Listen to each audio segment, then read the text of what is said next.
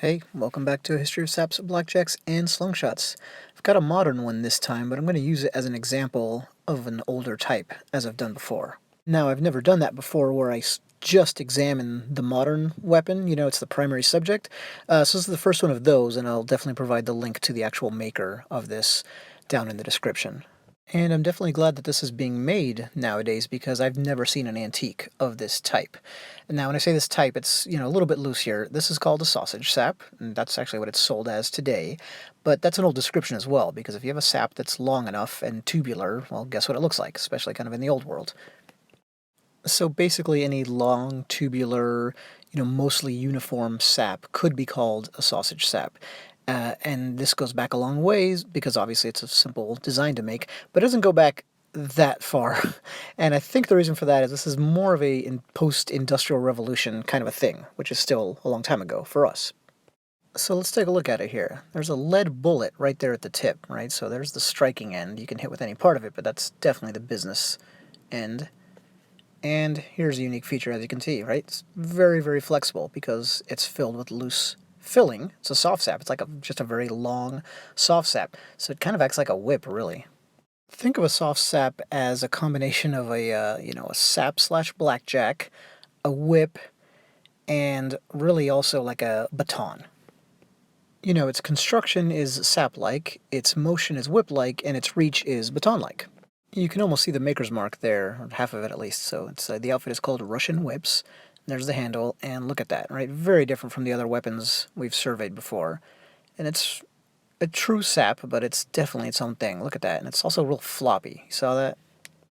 Now let's take a look at our old fold-over sap. You remember this one, the pigskin fold-over, and you'd be surprised that these two have a lot in common, right? They're both soft-filled, kind of, shape-shifting, and they are foldovers. If you look at the sausage sap carefully enough, the stitching goes all along one side and not on another, just like that guy there. And I'll give you an indication of what I meant. You see the stitching there? All along that side, kind of like the edge of a knife, really. And let's give an indication of how long this is. Here's a Buckhammer Texan for you sap aficionados. So that's a big flat sap, and it's just completely dwarfed by this one, obviously. It also means this isn't a true pocket club, which, easy fit in a pocket, and you might recall is one of kind of our weapons family's selling points. Here's a Blackjack, and again, comparison. Now, they're still somewhat similar though, right? Flexible bodies, cylindrical, hard load up at the tip, so surprisingly, it does have a bit in common with this. But it is definitely its own weapon. You would use it in a very unique manner, as you'll see when we kind of do our demo. And if you're wondering what modern weapon this is most like, it is this guy here. Springkosh, spring baton. Now we're talking, right? Very similar, hard load up at the tip, bendable body, and comparable reach. Springkosh we'll definitely cover in a future video. Hopefully I'll get a cooler one to show you than this cheap modern one. But invented around 1930, so it's got some roots of its own. I think the sausage sap goes deeper, and they did coexist at the same time. So that's the one that this is most like in kind of today's common arsenal, but the sausage sap can do this, which a Springkosh cannot. Right, this could be an entangling tool as well. And as someone who's been choked unconscious with arms, t-shirts, martial arts uniforms, karate belts or jiu-jitsu belts, I should say, you name it, I definitely think this construction would allow for very effective choking techniques. So here we go, my first ever demo. You can see, right, the kind of unique floppy motion, but watch when I do a strike. Look at that. You can barely see it. Not just because of the shaky cam either. Now here's a classic figure eight, downward figure eight, and look at that. See slow motion? And there it is. Those are two downward strikes in succession, and then a reverse figure eight. It's just as fast, as you can see. Those are two upward strikes. And here's a downward snap. Bam. So you could definitely do some damage with this. Now, let's talk about the flexibility, not in terms of power or entangling, but in one other area. Here's a block, right? That bar kind of represents a block. And here comes your strike, with kind of a typical baton or a billy club or whatnot. Well, if the block is out far enough, then you're out of luck, clearly. Now, most of our weapons, our saps, are flexible, but they're not long enough to provide the falling benefit. And this is the same advantage that any true flail-like weapon, meaning kind of tip-weighted, long and flexible, has, which is that it can come around a block. Just like that. Now, if you had a rope connection, something like that, then it's really going to spin around, a kind of very flexible but not fully conduit like this one, it's going to act different. It's not going to bring in as much energy, in my opinion, but it's still going to come around and smack the target. So you can test this on yourself really easily, too. You put your forearm up in kind of a typical block and just swing it at yourself carefully. And, you can see how it'll make it over to your shoulder or your head.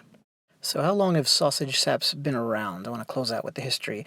It's hard to say. Like I mentioned, I want to get them here in the timeline now that we're up to, flat saps and that kind of thing, because I think it's a late 19th century invention. I shouldn't say invention, but I think that's at least when it became popular. More of a post-industrial revolution kind of thing.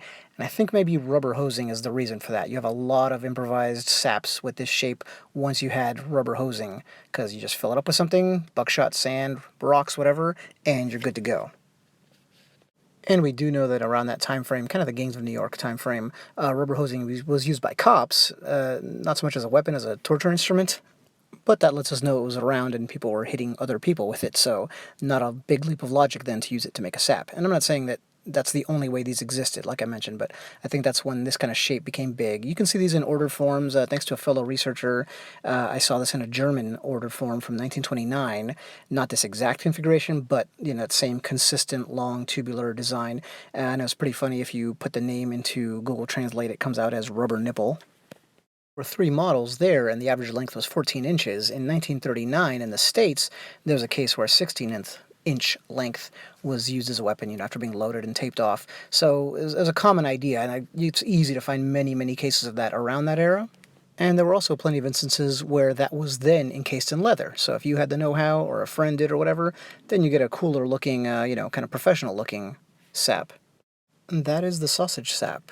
It's one of the unique kind of shapes to know about if you're interested in this weapons family, and it fell off in popularity compared to some of the other ones that are still made more commonly. So you just don't see these very often, especially here in the States or in the West. But as you can see, they have an interesting combination of features, and I love highlighting forgotten and overlooked weapons. So here's one more. Thanks.